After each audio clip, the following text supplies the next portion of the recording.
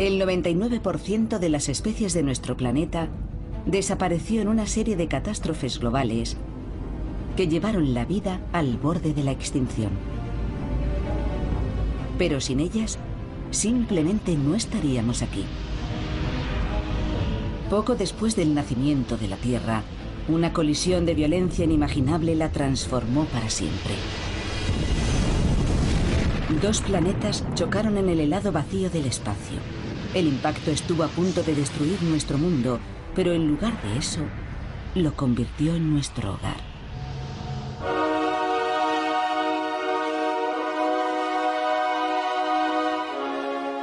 Catástrofe, el nacimiento del planeta. Nuestro planeta tiene aproximadamente 4.500 millones de años. Durante ese tiempo ha sufrido terribles desastres. Es difícil asimilar la enorme escala temporal de los eventos que nos han dado forma. Para ponerla en perspectiva, imaginemos la totalidad de la violenta historia de la Tierra comprimida en las 24 horas que dura un día. Tan solo unos minutos después de medianoche, se produjo la primera catástrofe. Nuestro sistema solar ni siquiera había terminado de formarse. 20 protoplanetas orbitaban alrededor de una nueva estrella. Uno de ellos era la Tierra. Su aspecto era el de un infierno. No había agua ni oxígeno, y toda su superficie estaba envuelta en gases volcánicos tóxicos. Pero antes de que tuviera tiempo de estabilizarse, colisionó contra otro joven planeta en un impacto de proporciones bíblicas. La violenta colisión estuvo a punto de aniquilar a la joven Tierra. Pero en lugar de destruirla, desencadenó una serie de acontecimientos que dieron origen a la aparición de la vida.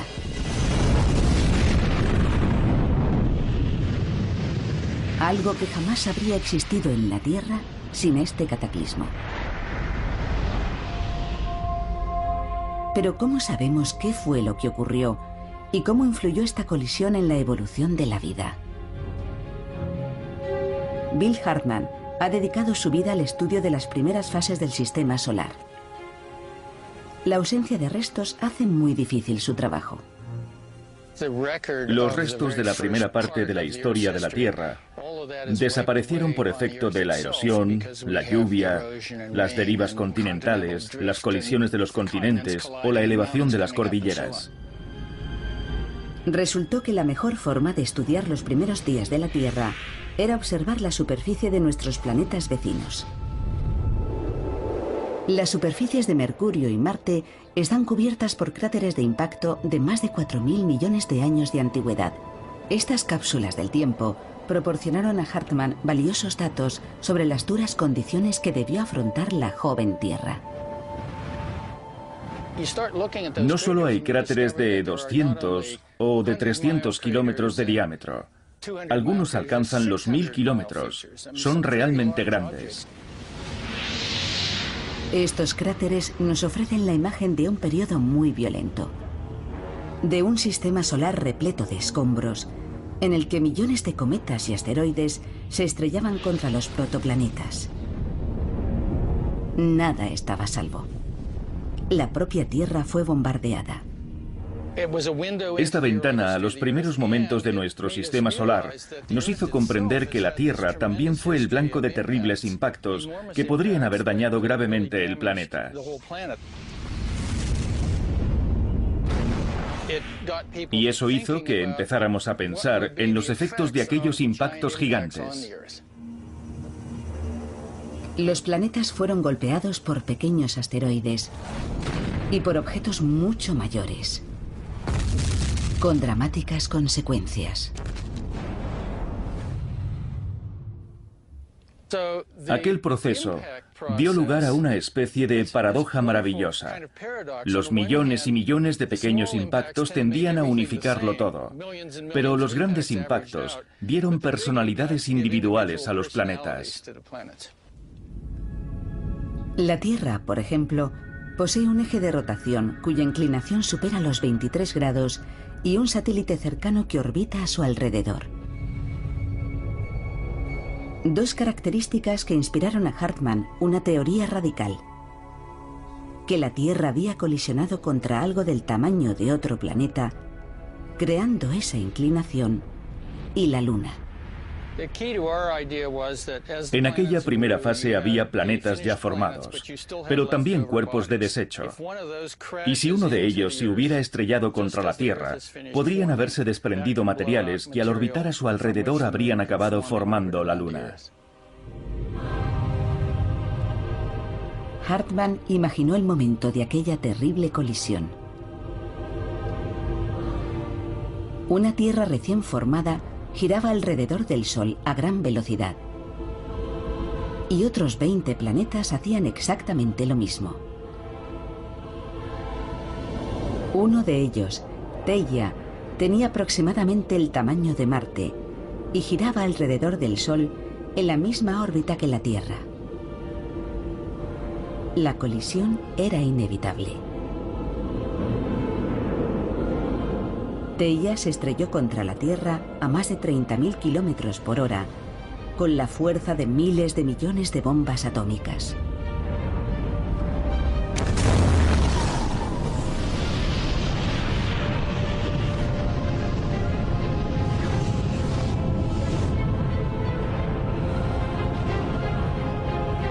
El impacto desprendió enormes fragmentos de la corteza terrestre. Miles de millones de toneladas.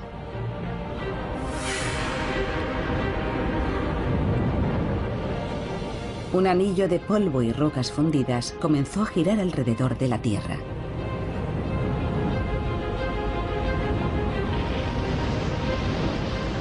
Los restos se fueron aglomerando, hasta formar una bola 50 veces más pequeña que nuestro planeta. Lo que hoy llamamos la Luna. Hartmann lanzó esta idea en los años 60, pero la comunidad científica se resistió a aceptarla. Para los científicos, todo era un lento proceso geológico, como las montañas que se desgastan perdiendo minúsculos granos de arena. Y pensar que algo tan colosal como la Luna se hubiera formado como resultado de un solo evento era algo que les costaba asimilar.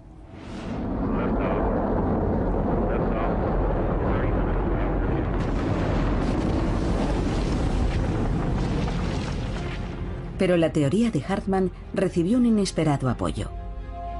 En 1969, el módulo lunar del Apolo 11 se posó en la superficie de la Luna.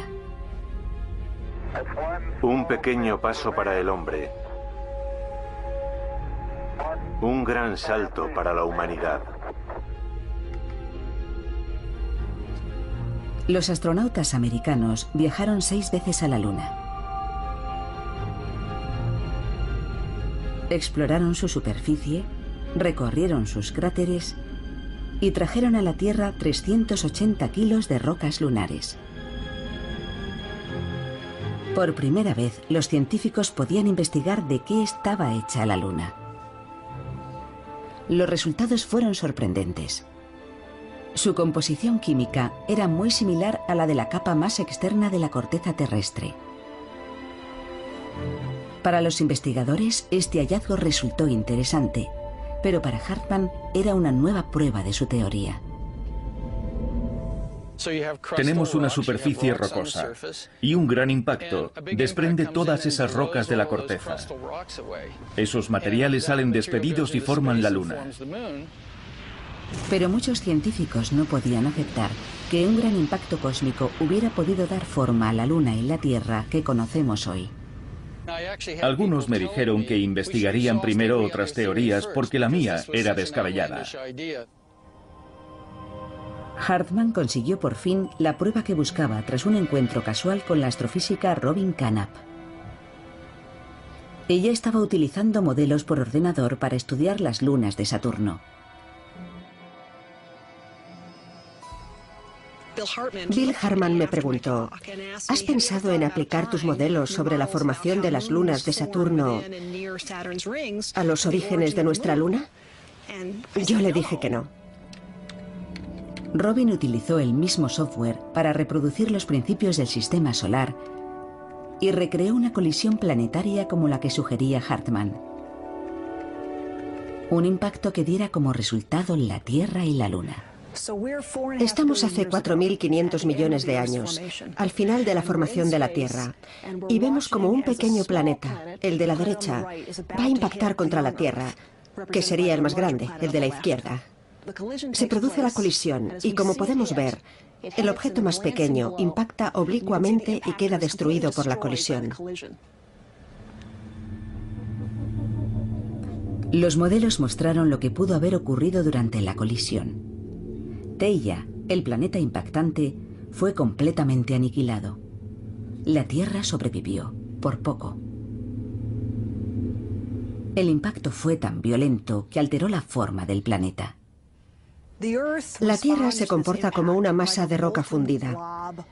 Cuando el objeto la golpea, se genera algo parecido a una onda expansiva, como la que se produce cuando lanzamos una piedra a un lago en un ángulo oblicuo. Y esa onda se propaga por toda la superficie de la Tierra. La colisión provocó una gigantesca oleada de lava derretida. Esta colisión tan violenta genera energía suficiente para fundir la Tierra. Y de hecho, tras este impacto, la Tierra queda rodeada por una atmósfera de roca vaporizada. Billones de toneladas de escombros flotan en el espacio. El planeta impactante queda pulverizado, formando este largo brazo que se convierte en un disco que vemos aquí, casi de canto. Y a partir de ese disco se formará posteriormente la Luna. El modelo de Canap muestra que la Luna está formada por una mezcla de materiales de la Tierra y Theia. Entonces llamé a mi colega y le dije, no te lo vas a creer, pero he simulado el impacto de un planeta del tamaño de Marte a un ángulo de unos 45 grados. Y ha funcionado. Y él me dijo, será mejor que lo repitas. Así que hice nuevas simulaciones y quedó claro que ese tipo de impacto es el que creó un sistema como el de la Tierra y la Luna. Una nueva prueba de que la descabellada teoría de Hartman era correcta. Fue emocionante ver que sus modelos ratificaban que se podría haber formado un anillo de escombros alrededor de la Tierra, del que habría surgido la Luna. Hartman y Canap mostraron que nuestra Luna era el resultado de una violenta colisión cataclísmica entre Theia y la Tierra. La Tierra escapó de la destrucción total por muy poco. Pero la colisión desencadenó una asombrosa serie de eventos que transformaron el planeta. Primero se convirtió en un infierno climático, azotado por mareas gigantes. Pero estas condiciones también crearon los elementos básicos necesarios para la aparición de la vida.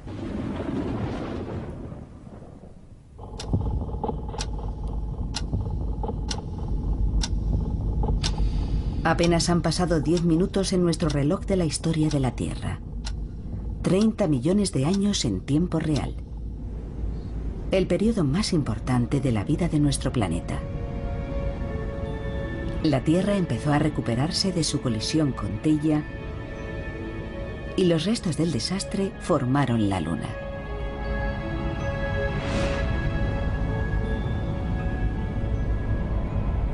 El tremendo impacto estuvo a punto de destruir nuestro planeta. Pero esta catástrofe dio lugar a un nuevo comienzo. Puso en marcha una cadena de acontecimientos que iba a transformar la Tierra en el oasis verde y azul que es hoy nuestro hogar. La colisión fue tan violenta que alteró incluso la rotación del planeta.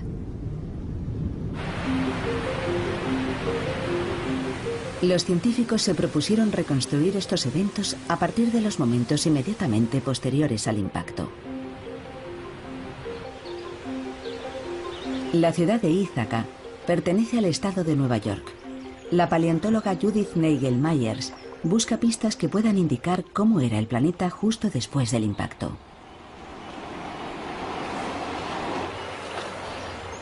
En la Tierra no quedan restos del periodo inmediato que siguió a la colisión, así que debe buscar nuevas formas de asomarse al pasado.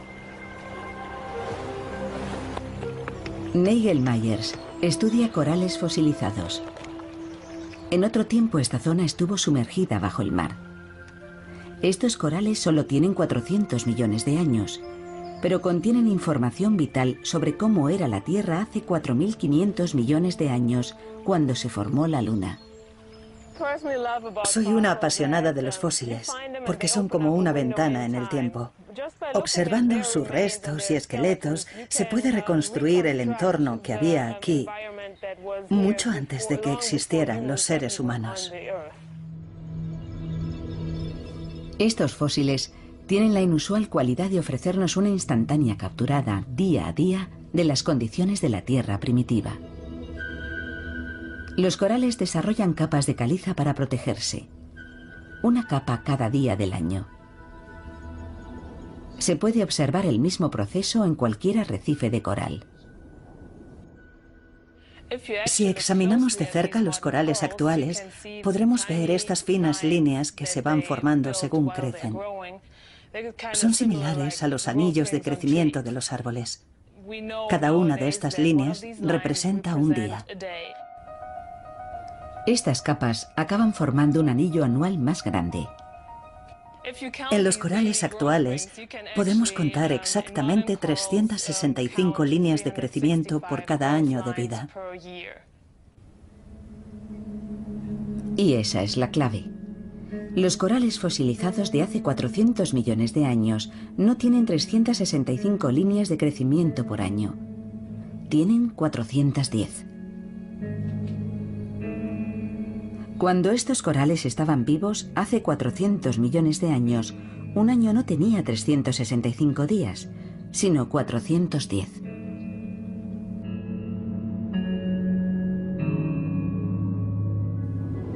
Pero se mida en días o en horas, la traslación de la Tierra alrededor del Sol nunca varía. La duración de un año siempre es constante. Por lo tanto, si hace millones de años un año tenía más días, los días debían ser más cortos. Eso significa que hace mucho tiempo, cuando este animal estaba vivo en el océano, los días de entonces tenían menos horas que los actuales. Hace 400 millones de años, un día tenía solo 21 horas.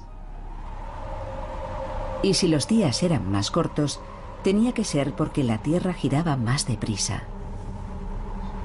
La velocidad de rotación de la Tierra hace 400 millones de años permite calcular su velocidad justo después de la colisión planetaria. Hace 4.400 millones de años, un día duraba 6 horas. El enorme impacto que creó nuestra Luna hizo girar a la Tierra a un ritmo 4 veces superior al actual. Fue el primer paso hacia la Tierra habitable en la que vivimos hoy. Nadie podría haberlo imaginado.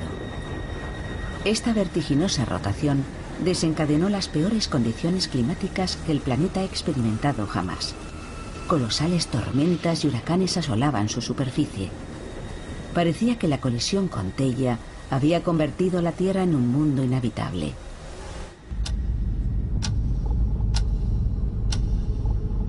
«12 minutos desde la medianoche. Hace 4.500 millones de años comenzó una lluvia incesante de cometas de hielo. Un bombardeo salvaje, pero no un desastre. De hecho, fue un regalo. El hielo fundido y el agua condensada del interior del planeta formaron los primeros océanos. Pero la joven Tierra seguía siendo un lugar violento y hostil que giraba a un ritmo desbocado. Lluvias torrenciales y vientos de 800 kilómetros por hora azotaban la superficie. La atmósfera era un cóctel letal de dióxido de carbono y lluvia ácida. Parecía imposible que en un lugar semejante pudiera surgir la vida. De no ser por un detalle. Nuestra luna era muy diferente a la que hoy contemplamos. Estaba 10 veces más cerca, dominando casi por completo el horizonte. Era otra consecuencia de la gran colisión, pero esta vez su efecto fue positivo. Al estar tan cerca, su efecto gravitatorio era mucho más poderoso. Los nuevos océanos terrestres eran atraídos por una fuerza incontenible. Gigantescas mareas recorrían el planeta a cientos de kilómetros por hora. Se podría pensar que eso haría aún más difícil la aparición de la vida, pero no fue así. En realidad contribuyó a que surgieran los primeros seres vivos.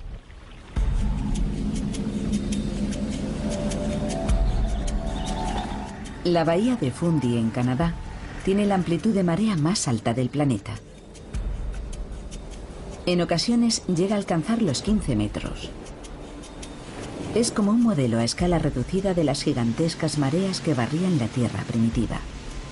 El físico Neil Cummins ha venido aquí para estudiar este fenómeno, que puede revelarnos preciosa información sobre las mareas de nuestro lejano pasado. Lo que espero ver hoy es una espectacular subida de la marea de quizá 1,5 metros a 2 metros, lo que se llama una corriente de marea. Cummins cree que debido a la mayor proximidad de la Luna, las antiguas mareas debieron ser mucho más altas y rápidas que las de la bahía de Fundy. La corriente de marea le permitirá estudiar el tipo de fuerzas que dieron forma a los paisajes terrestres, creando las condiciones para la aparición de la vida. Desde aquí se puede ver bien la corriente de marea. Ya empieza a formarse la ola. Sí, Ya veo la espuma. es absolutamente fascinante. Ya empieza a oírse, está como a 1 kilómetro. Tienes la sensación de que está ocurriendo algo que no se puede ver en ningún otro lugar. ¿Vamos hacia ella?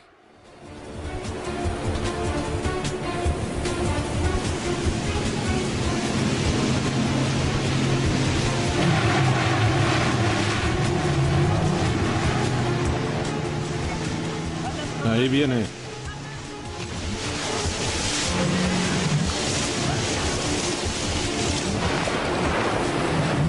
Impresionante.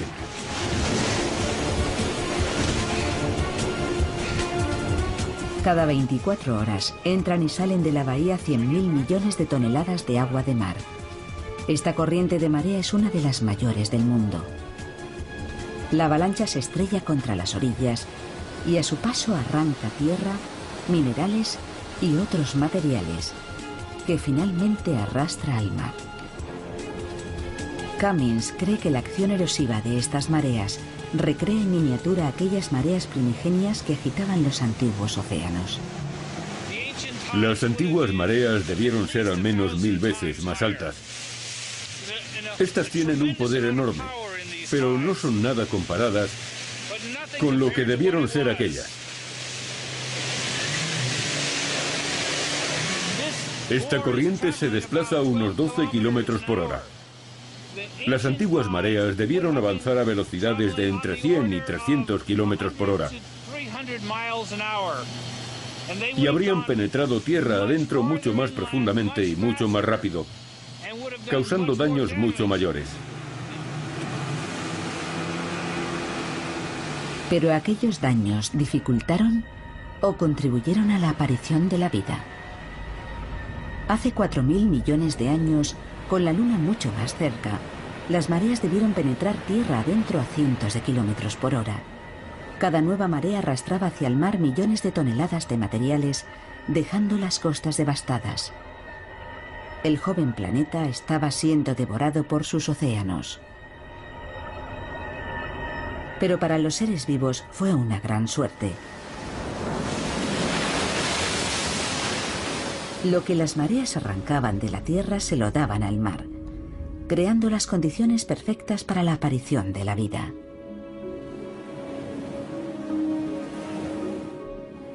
Para que surgiera la vida, los océanos debían contener una gran cantidad de minerales que se combinaran e interactuaran libremente. Y eso solo pudo ser posible gracias a las mareas gigantes que provocó la Luna cuando estaba mucho más cerca. Las mareas arrancaron minerales y nutrientes de tierra firme y los mezclaron en los océanos, creando el caldo primordial. Los científicos creen que las interacciones químicas que se produjeron en ese caldo primordial dieron origen a los primeros aminoácidos y proteínas, los elementos básicos de la vida. A partir de esos ingredientes surgirían las primeras células. Una colisión titánica que estuvo a punto de destruir la Tierra puede que sea la razón de que todos nosotros estemos aquí. Aquella colisión nos dio la Luna y esta nos dio las mareas. Y sin mareas puede que nunca hubiese surgido la vida. Si no hubiera existido aquel proceso, habría habido muy poca erosión terrestre cerca de los océanos. Habría sido mucho más difícil que llegaran todas esas sustancias al océano en cantidad suficiente para que se crease el caldo primordial, la sopa primigenia, y apareciera la vida tan pronto como apareció.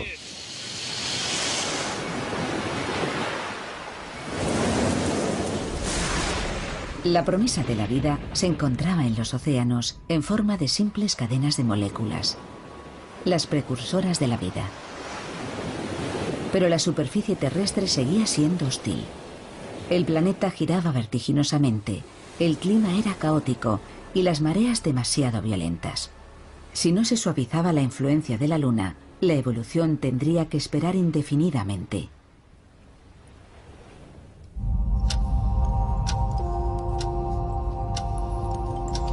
Son las 3:20 de la madrugada en nuestro reloj de la historia terrestre. Han pasado 500 millones de años desde la gran colisión. Los elementos básicos de la vida se formaron en los océanos gracias a las grandes mareas. Pero los mares eran demasiado turbulentos para que evolucionaran incluso los organismos unicelulares. Tuvo que ocurrir algo que calmase al planeta y permitiese que las primeras formas de vida dieran el siguiente paso. De no haber sido así, nosotros simplemente no existiríamos.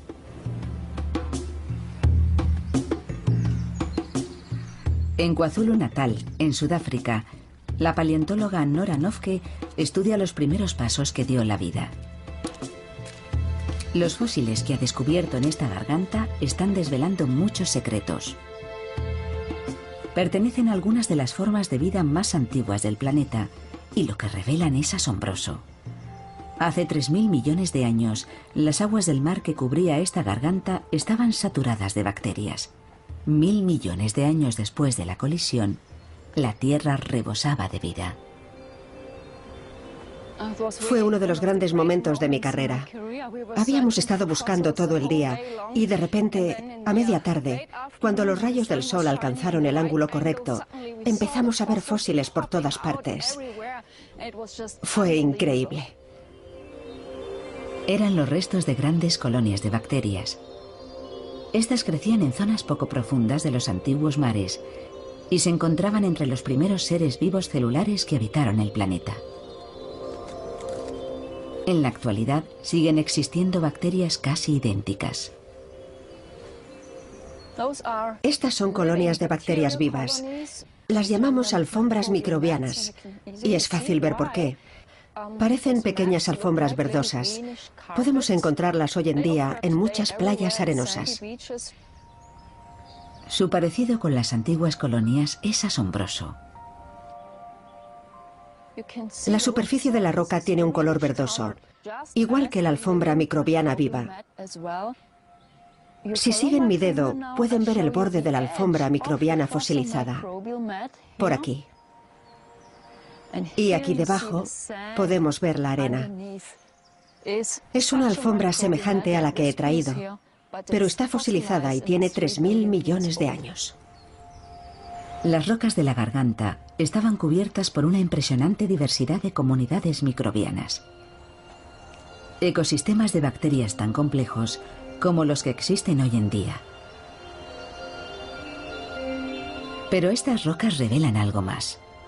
No solo muestran cuándo se desarrolló la vida bacteriana, sino también cómo fue posible. Las huellas indican que el mar que las cubría no era uno de los violentos océanos que se formaron tras la colisión con Theia. Eran aguas tranquilas y poco profundas. La primera vez que vine aquí me fijé en estas ondulaciones y me parecieron iguales a las que podemos ver cuando paseamos hoy por cualquier playa. La arena forma las mismas estructuras. Cómo se han conservado me pareció extraordinario. Parece como si la marea acabara de retirarse. Pero estas ondulaciones tienen 3.000 millones de años. Es la instantánea fosilizada de un antiguo mar que acaricia suavemente la orilla, sin el menor rastro de mareas gigantes o vientos huracanados.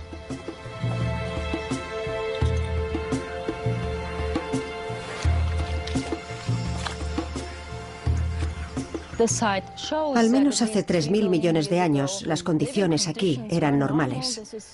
Este era un entorno apacible, en el que la vida podía evolucionar. Algo había hecho desaparecer las condiciones extremas y las violentas mareas, y lo había convertido en un entorno apto para la vida. La culpable, una vez más, había sido la Luna y su efecto gravitatorio sobre los océanos.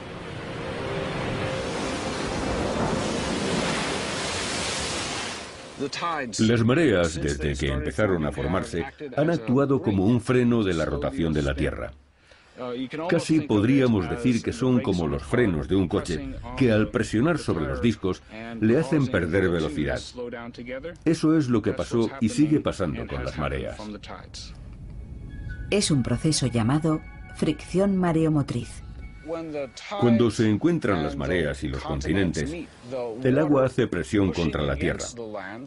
Crea una fricción que frena literalmente la rotación de la Tierra. A lo largo de millones de años, la fricción mareomotriz fue frenando su vertiginosa velocidad. Los días se fueron alargando y los caóticos vientos huracanados se calmaron. Era un paso en la dirección correcta, pero aún insuficiente para dar origen a los mares en calma que vemos fosilizados en KwaZulu Natal. La Luna aún estaba muy cerca y su atracción gravitatoria sobre los océanos seguía siendo demasiado fuerte. Para que estos se calmaran por completo, tuvo que ocurrir algo más. Las respuestas llegaron gracias al programa Apolo de la NASA, hoy en su fase final tras la misión que llevó al hombre a la Luna.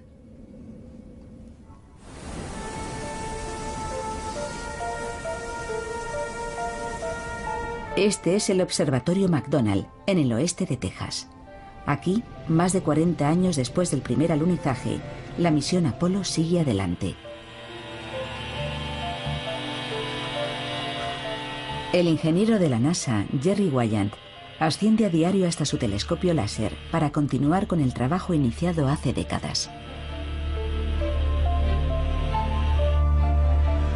Su misión consiste en medir la distancia que separa la Tierra de la Luna.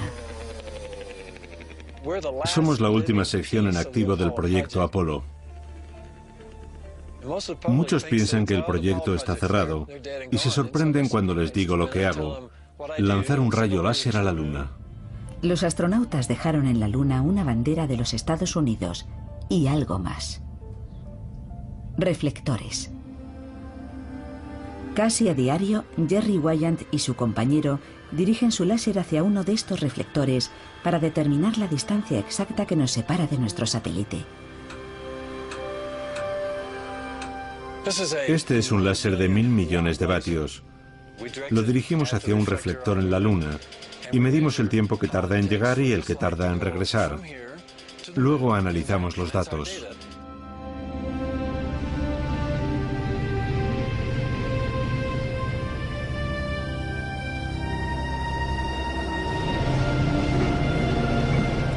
El láser mide el tiempo transcurrido con una precisión de 1 billonésima de segundo.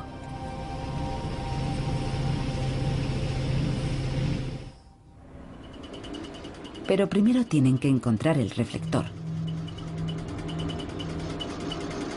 El panel de un reflector tiene el tamaño de este mapa. Así que hacer diana en algo de este tamaño, que está a 384.000 kilómetros, no es fácil. Necesitan una noche despejada y localizar su objetivo.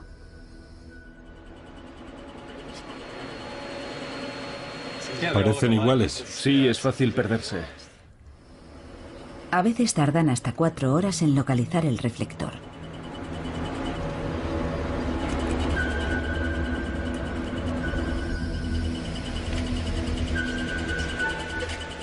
Ahí está. Ese es el reflector lunar que buscamos.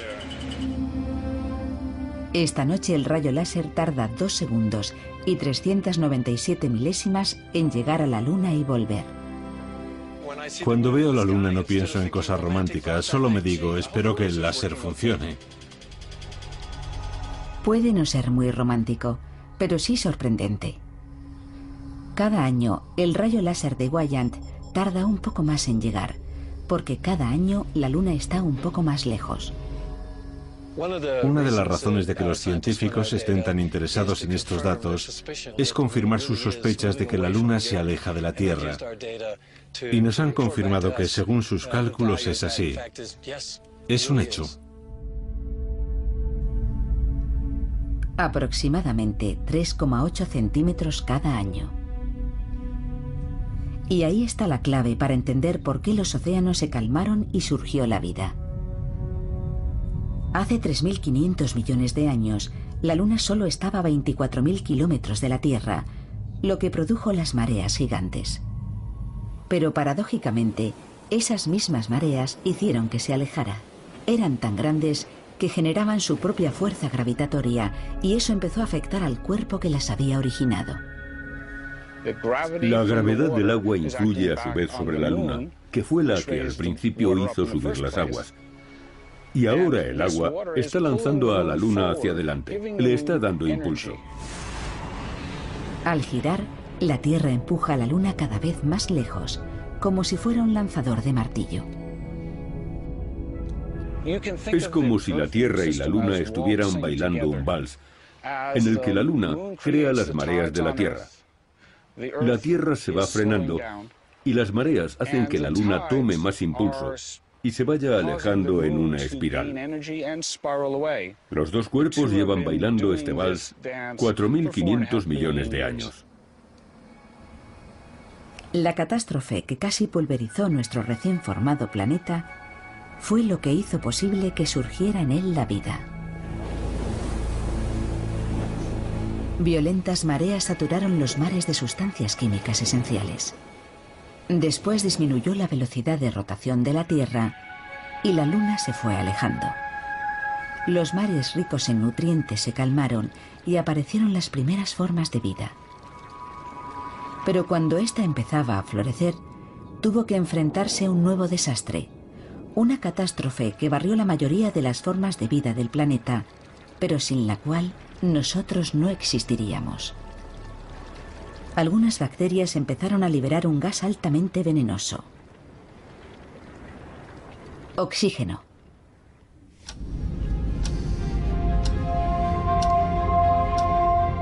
Son las 8:10 de la mañana en nuestro reloj planetario.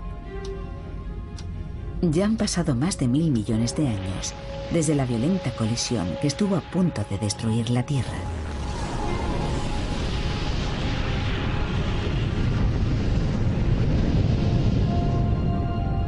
El impacto creó la Luna y puso en marcha una cadena de acontecimientos que condujo a la aparición de vida bacteriana en los mares.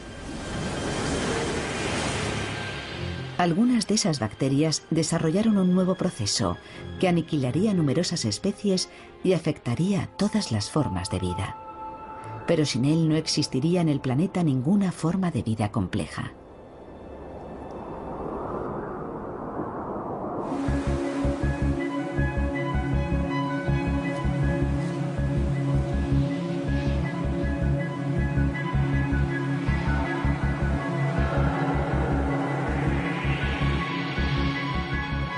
Este paisaje desolado es el desierto del norte de México y una ventana al pasado.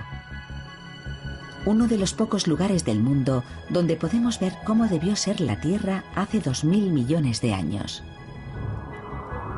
Un planeta en una encrucijada evolutiva. La bióloga Janet Seifert estudia las bacterias de estas aguas, lo que le ha permitido comprender cómo las primeras bacterias cambiaron la Tierra para siempre. En estas lagunas podemos ver comunidades microbianas a simple vista, algo muy similar a lo que ocurría en el pasado. Las bacterias dominaban la Tierra primitiva, no había animales ni plantas, de modo que esto es una especie de réplica. A la doctora Seifert le interesan especialmente estas curiosas formaciones de caliza.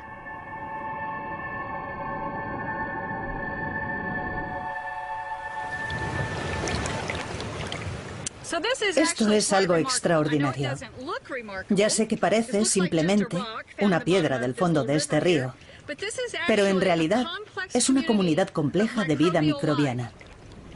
Los estromatolitos están compuestos por partículas de caliza depositadas por bacterias. Sus curiosas estructuras forman estos mini arrecifes. Organismos casi idénticos a estos poblaron la Tierra primitiva. Estos estromatolitos fosilizados de la cordillera Flinders, en el sur de Australia, tienen 3000 millones de años, pero son muy semejantes a los encontrados por Seifert en el desierto de México. Cada estromatolito contiene millones de organismos verdeazulados llamados cianobacterias. Sus antepasados hace 3000 millones de años desarrollaron un curioso método para obtener energía. Un tipo de cianobacterias aprendió a hacer algo especial: utilizar la luz del sol para obtener energía. Pero para ello debían descomponer el agua y utilizar el hidrógeno, lo que liberaba un componente que no necesitaban: el oxígeno. Estas antiguas cianobacterias desarrollaron un proceso químico llamado fotosíntesis, que convierte la luz del sol en energía y libera oxígeno.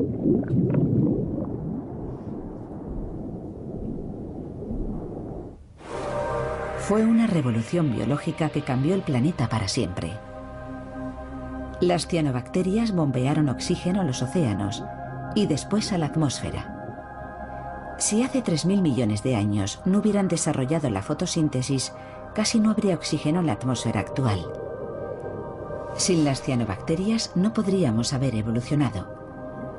Ellas son las responsables de que respiremos oxígeno. Cuando las cianobacterias empezaron a liberar oxígeno, cambiaron nuestro planeta para siempre. Cambiaron la forma en que la vida iba a evolucionar y cambiaron la atmósfera por completo. La producción de oxígeno hace 3000 millones de años lo cambió todo.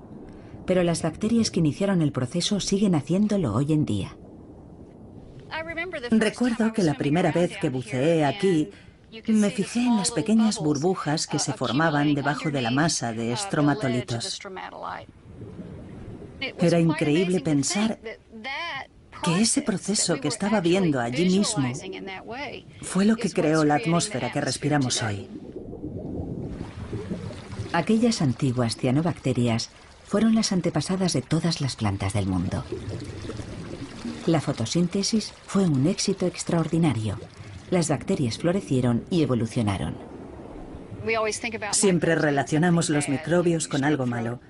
Pero si las bacterias no hubieran conseguido procesar la energía del sol y liberar oxígeno, ni ustedes ni yo estaríamos aquí. Porque eso fue lo que permitió la evolución de seres vivos complejos. Pero para los organismos que no pudieron adaptarse, el oxígeno significó la muerte. Empezó a liberarse aquel nuevo elemento, el oxígeno, y fue un veneno para la mayoría de los seres vivos del planeta. Lo que ocurrió fue realmente devastador. Todos debían intentar adaptarse a la presencia de oxígeno en la atmósfera. Unas pocas bacterias lo consiguieron. Y aquellas supervivientes fueron el origen de seres como nosotros. Me siento muy afortunada, porque si aquel gas venenoso que liberaron las cianobacterias no se hubiera acumulado en la atmósfera, yo no estaría aquí. De modo que esta gran innovación biológica que tuvo lugar hace 3.800 millones de años debería estar entre las que más ha beneficiado al ser humano.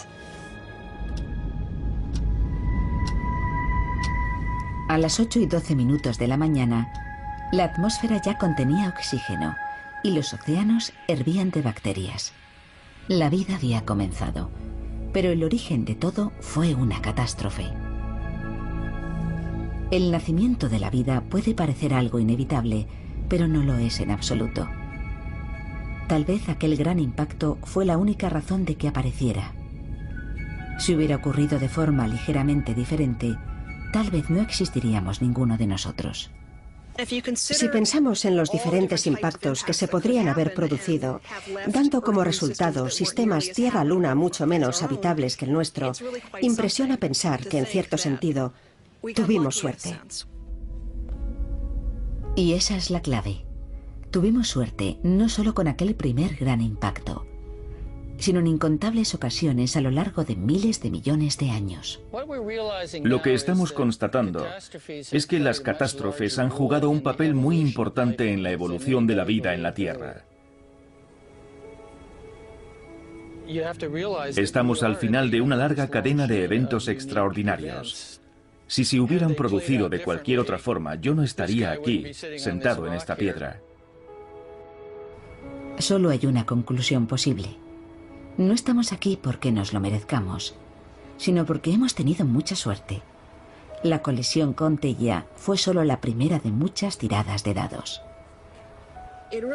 Te hace pensar en esa secuencia única de acontecimientos aleatorios que fueron necesarios para darnos la Tierra que hoy habitamos. Si cualquiera de ellos hubiera sido ligeramente diferente, nuestro mundo y nosotros mismos ni siquiera existiríamos. Así que una catástrofe siempre es, en cierto modo, un comienzo. Aquella colisión fue el comienzo de una nueva Tierra, muy distinta de los demás planetas del universo conocido, que inició el largo y difícil camino hacia la vida. De no haberse producido, probablemente no estaríamos aquí.